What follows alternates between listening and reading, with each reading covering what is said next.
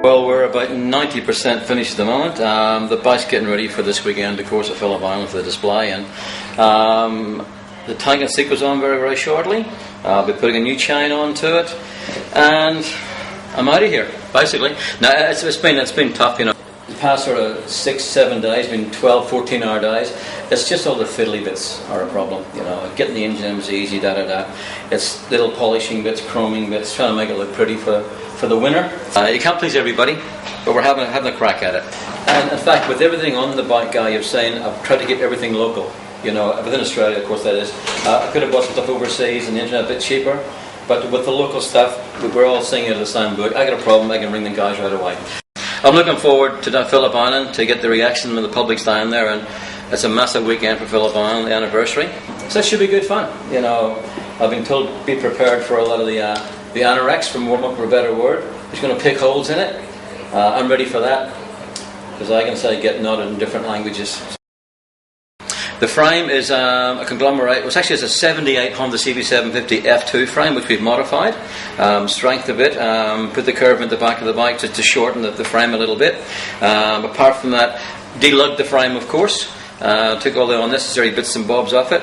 And of course, my favourite colour, we've got it 2-pack red. Everyone, I think, has got a bit of a signature to something. I love red frames. I don't know what it is, just something about them. The wheels are, I've gone to an 18-inch front and rear over the standard 18-19 inch. The rims are actually, there were a company called Acront who went out of business, and they're bought by a Spanish company called Morad. So they were plain aluminium Morad rims, 2.5 rear, 2.25 front. We've got them anodized black.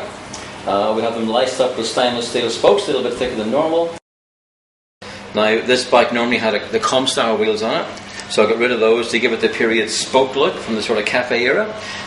So I'm utilising a 76 CB750 F1 rear hub to lace that up. That was a nightmare with shimming and baffles and stuff, and a few late nights and a few bottles of Pinot. The front end is a Yamaha hub. Not too sure what model it is. Yamaha 5-stud hub. CBX 1000 disc rotors. 78 CB750 Honda fork bottoms, 72 Honda fork tubes, and 76 CB70 F1 triple clamps. We had 2 or 3 goes at that. I must admit, I tried the forks sitting off square, you know, a nightmare, you know. I've also managed to put a fork brace on the front, which came from a late model 6-cylinder CBX Honda. And the tyres, of course, I went for the Pirelli Sport Demons, which are a modern tyre.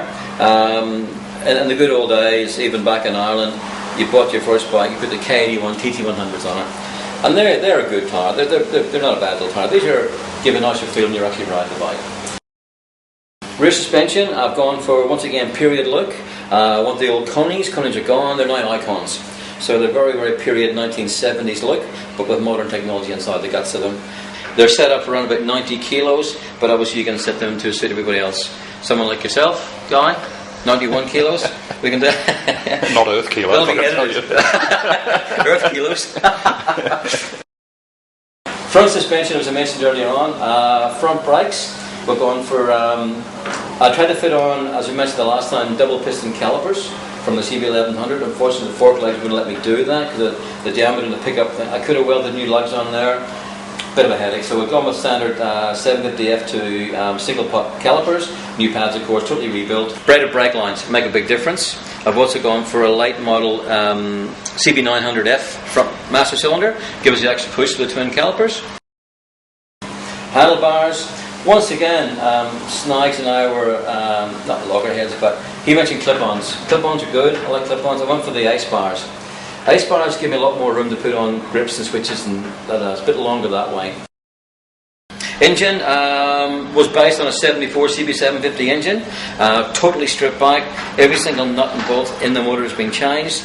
There's 836 Oisico 836 kit in there, slightly bigger slugs, extra 100cc. Lifts the compression to 10.5 to 1, I believe, from 9.25. Going with a slightly soft Yoshimura cam on it, so it's not too violent. The motor was on the bike last week. We rode that. It was fine. Lots of torque in it, beautiful in there. Of course, picking up any restoration, any sort of bike in this period, you got to get a donor. We've got a donor engine for it, which we bought. Bought a donor bike actually.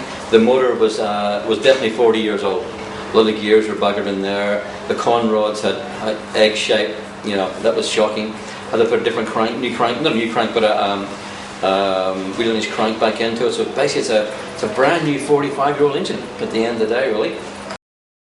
And we stuck on the back of that the CR Special carbies, and they are 29mm smooth bore carbies. Have a beautiful feel when you actually ride the bike with it. A lot of the guys that do racing today use the CR Specials.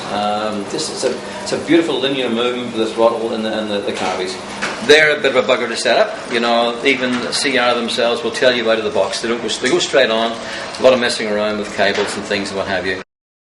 With the early Hondas, one of the biggest problems was getting the insulator rubbers between the carby and the head in there. Luckily, that's off a CB750 F2 78 model, no longer available. I managed to, with my networking skills, which is actually begging, I found them in dead stock in dealers all over Australia. With the rear sets, a company called RASK, RAASK. We initially mentioned they're going to be made by Pete at Manta Engineering. Peter's actually closed business for a while. He's gone shearing sheep or some bloody thing. I don't know what he's doing there. Anyway, I've found those local once again.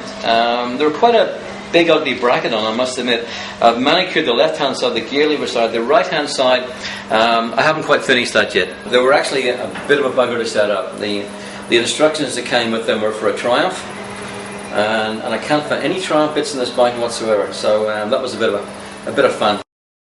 Very happy with the exhaust system. The initial project, I was going to look at 4 little stubby mufflers, a la 1970 Honda 4, but cafe racers, as we all know, is all about getting as light as possible, get the weight up. But I was contacted by lovely guys at Transac in Queensland, and they get the whole system down to me, a 3-piece system, nice little 4-into-1, pops right on, nice little megaphone. It's not too short, not too long, not too short. I quite like that actually.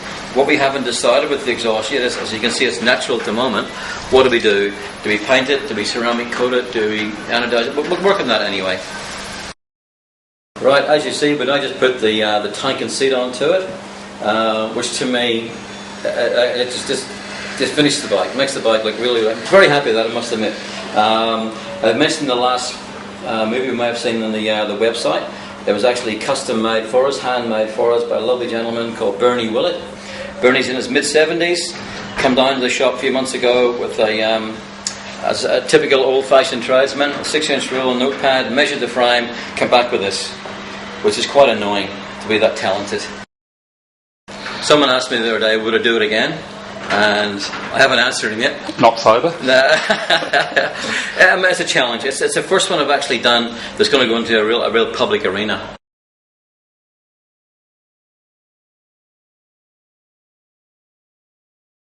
At insuremyride.com.au, we know what it's like on the bike. So our bike insurance is only for bike riders. Whatever you ride, road, off-road, and even scooter. Don't get ripped off. Insure your ride online and save 25%.